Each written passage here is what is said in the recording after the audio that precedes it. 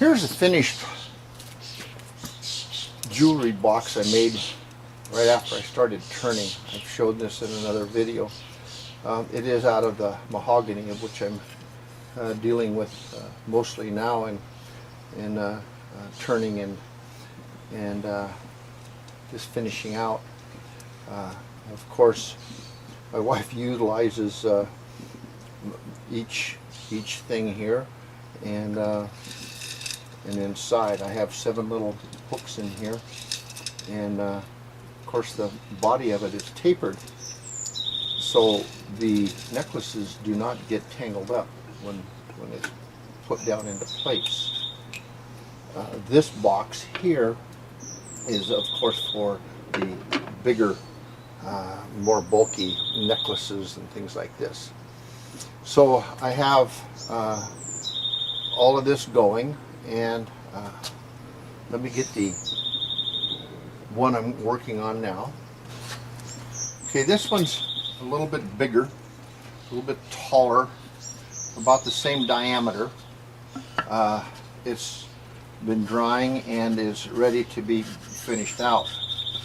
So I need to make the lid fit.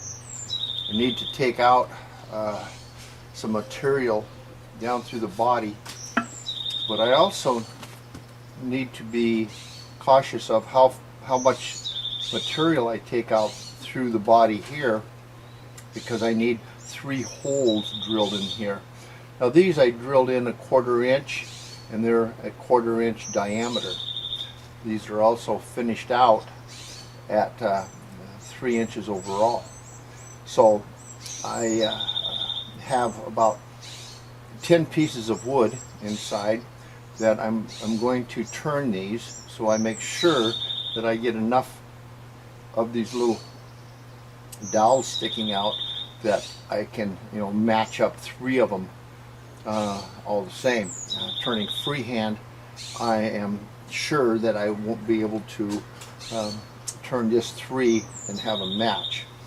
I made this tray a little bit deeper and not so wide as this one down here. The same way up here. I made the whole entire jewelry box a little bit more in diameter, a little bit more bigger than I did this one, and so not for any special reason, I just wanted to try it out. So I have a lot of fitting up to do. I can see that this thing is out of round, and I will have just a lot of work ahead of me to get this finished properly. My steady rest will come in very handy on this, as it does on all these pieces this size.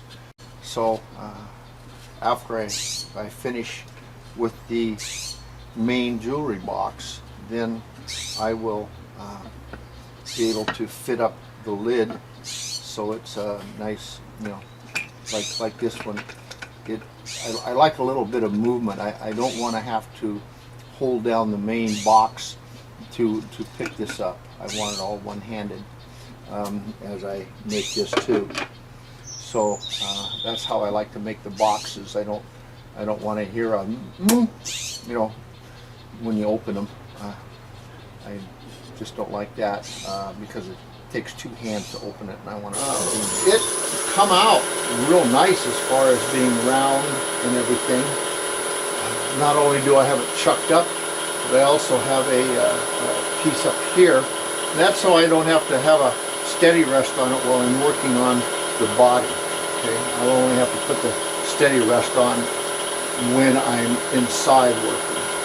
So anyway, I'll get back when I'm further along and talk about how I proceeded. Now I think you can see that this part isn't as big a diameter as this.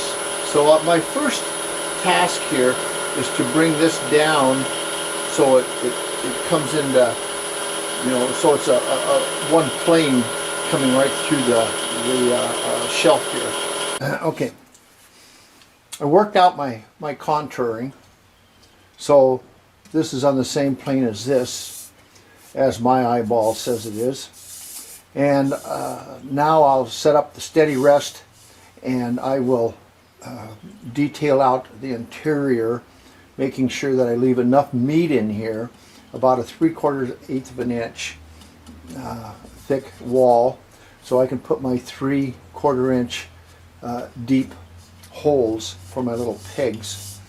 And then I'll fit the top in and be ready, set to finish. Well, in this video I got so involved in what I was doing, I forgot to turn the camera back on. So you missed a lot of the things that I did, you know, the boring stuff, the sanding, and, you know, just truing up the pieces. When I forgot about the camera, I was working on this little jewelry box. Turned out pretty nice, I think. I have my 3 little holes here drilled, waiting for the little posts to come out. Got a nice little tray down here, nice little tray up here, and then I'll put 7 screw hooks in around here for necklaces. So got the lid to fit, you know, just kind of loose, not bad, just, you know, so it's workable. Then of course you saw this guy here. He's pretty. I like this guy a lot. I've never done one anywhere close to what he's like. So we'll see how he works out at the first sale I take him to. And then this one again, I just finished up with him this morning. Yeah, this one should have just absolutely fantastic colors and everything, because there's so much going on here as far as figure goes. So anyway, that's what I'm doing. Thought I'd give you a little update. I've been busy turning, and so and I like it that way. That's what I like to do. So anyway, have a good day. Happy Halloween. Stay with the grain. Talk to you later. Paul Crabtree from Crabtree Hollow.